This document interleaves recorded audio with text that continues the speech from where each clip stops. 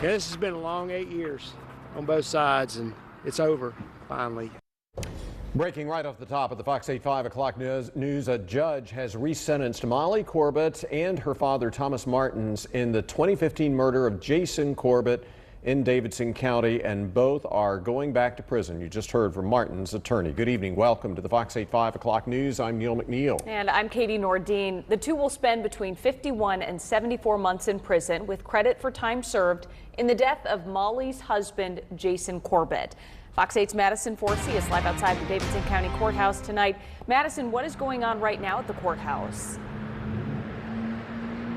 Well, Thomas and Molly were taken into custody almost immediately, and right now we're expecting and waiting for them to come out of these doors to load up onto a white county or state van and head off to the correctional facility. Their attorneys did not know which correctional facility they would go to. Now, the judge ordered a psych evaluation and assessment for suicide for Molly, and he also gave the father-daughter pair a no contact order with Jason Corbett's family. Now, this is video of Jason Corbett's family, his children, Jack and Sarah, his sister Tracy, leaving today.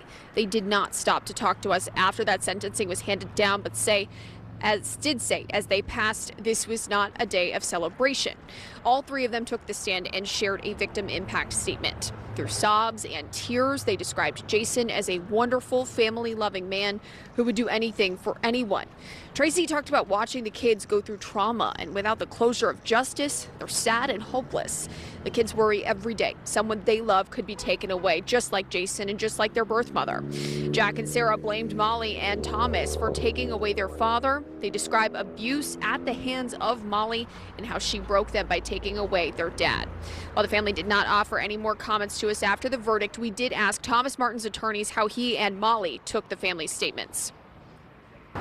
What sticks with me is what the judge said. The judge listened to it. The judge is very experienced. The judge believed that their statements in their videotape interviews and then their statements to the Department of Social Services right after this happened were truthful and believable.